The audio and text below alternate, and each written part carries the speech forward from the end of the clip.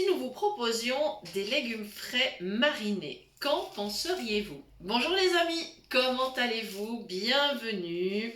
Eh bien, aujourd'hui, on va proposer des petites courgettes marinées. Et là, je les prépare le soir. Elles vont mariner jusqu'à demain midi dans le frigo. Et je vais vous expliquer cette recette qui est très facile, qui est assez rapide. Ça dépend du nombre de personnes, bien sûr, mais c'est quelque chose de très facile. Alors évidemment, il faut profiter de la belle saison parce que là, on est en pleine saison des courgettes. Il ne faut pas faire cette recette en hiver, ça serait vraiment dommage. Voilà, alors très simple. J'ai donc préparé des courgettes, c'est-à-dire que je les ai épluchées. Bon, bien sûr, j'ai coupé les bouts, je les ai lavées. Je les ai épluchées. Et en fait, ce que je continue à faire maintenant, c'est que je continue comme si je les épluchais, c'est-à-dire qu'avec la chair, je fais de fines lamelles. Voilà, comme s'il s'agissait en fait de la peau. Et je tourne ma courgette dans la main, tout simplement. Et en fait, je vais m'arrêter au moment où j'arriverai contre la partie dure centrale, parce que là, il n'y aurait pas d'intérêt à l'inclure dans cette recette, ça ne serait pas très fin. Par contre, ce qui serait possible de faire pour ne pas la gaspiller, eh bien tout simplement, ça serait de l'incorporer dans un potage. Voilà, si vous préparez un potage de légumes, il n'y a aucun problème, vous pourrez couper finement ce milieu, ça posera aucun problème, évidemment s'il n'y a pas de pépins, hein, bien évidemment. Donc c'est une recette très fraîche, c'est une recette qui peut accompagner une viande ou un plat végétarien, par exemple du riz ou autre. Voilà, après c'est à vous de voir comment vous souhaitez l'utiliser. Vous pouvez accompagner un poisson, il n'y a pas de problème, c'est tout à fait possible. Voilà, alors l'autre jour, je crois que c'était hier, nous avons fait un sujet sur notre page Facebook qui était consacré aux marinades. Et on vous a donné toutes les astuces justement pour réaliser vous-même vos marinades, que ce soit pour des viandes, des poissons, des légumes, des fromages. On vous a vraiment expliqué, donné toutes les astuces.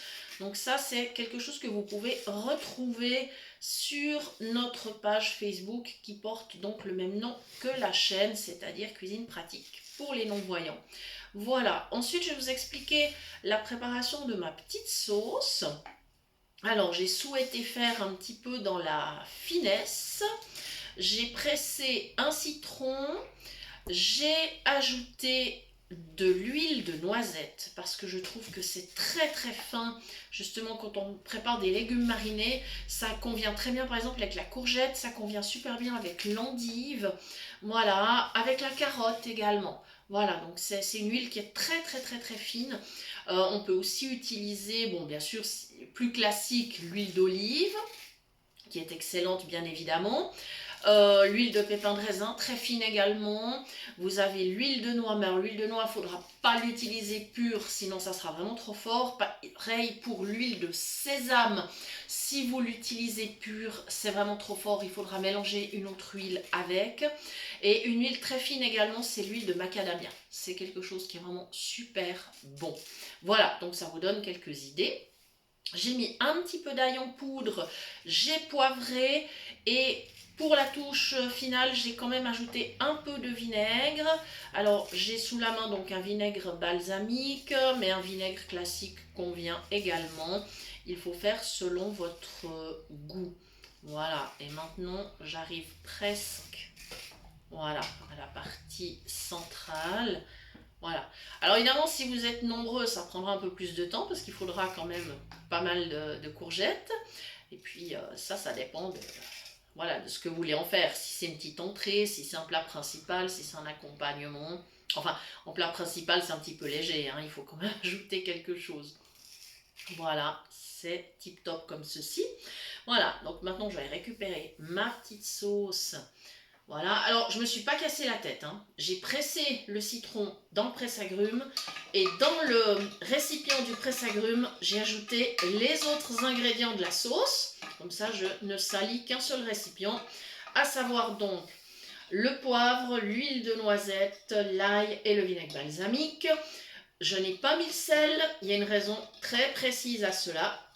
Si je le faisais, mes courgettes perdraient toute leur eau et leur saveur. Donc le sel sera rajouté demain au dernier moment. Et je pense que ce ne sera pas forcément du sel, ça sera plutôt de la sauce soja, parce que je trouve que pour une recette comme ça, c'est beaucoup plus fin. Voilà, donc ma petite marinade est prête. Voilà, donc j'ai simplement mes courgettes, je les ai donc coupées en lamelles avec le couteau économe. Oui, j'ai utilisé donc l'économe, c'est-à-dire un éplucheur. Et en fait, voilà, elles sont dans un tupper. J'ajoute la petite marinade. Et voilà. Et avec ma petite fourchette, ben, tout simplement, je vais mélanger pour que ça se répartisse bien. Et ça va partir au frigo, et bien, un peu plus de 12 heures. Voilà, c'est-à-dire jusqu'au repas de midi de demain. Voilà. On ne sera pas loin de... Ouais, il est 6 heures du soir. On sera sur le coup des midis. Ça fera 18 heures de... Voilà, ça aura eu le temps de prendre bien le goût. Ça sera vraiment très très fin. Et très frais surtout. Et très très frais. Voilà. Vous pourriez également, par exemple, mettre des petits cubes de fromage de chèvre au moment de la dégustation. Ça serait absolument top avec un bon pain frais. Alors pour nous, ça sera du pain sans gluten, mais voilà, ça constituerait par exemple un repas finalement assez complet. Voilà, et ça serait bien sûr dans ce cas-là végétarien. Voilà. Alors voilà, c'est tout simple. Je vous remercie en tout cas d'avoir suivi cette recette. Je vous rappelle donc que vous pouvez toujours nous retrouver sur Facebook. Et bien sûr, vous pouvez toujours nous écrire à notre adresse mail cuisinepratique@mail.ch. Nous vous répondons avec un grand plaisir dans un délai de 2 à 3 jours. Et d'ailleurs, nous tenons à vous remercier pour vos messages, pour vos partages, pour vos j'aime, pour vos commentaires. Merci infiniment. Il y a une énorme amitié qui se crée, des liens qui sont vraiment très forts et on est super heureux à chaque fois de découvrir vos messages. Voilà les amis, cette recette est prête. Elle va aller au frigo jusqu'à demain et comme ça ce sera déjà prêt. J'ai de l'avance pour mon repas de midi. Merci infiniment de nous avoir suivis et à très bientôt pour de nouvelles idées cuisine.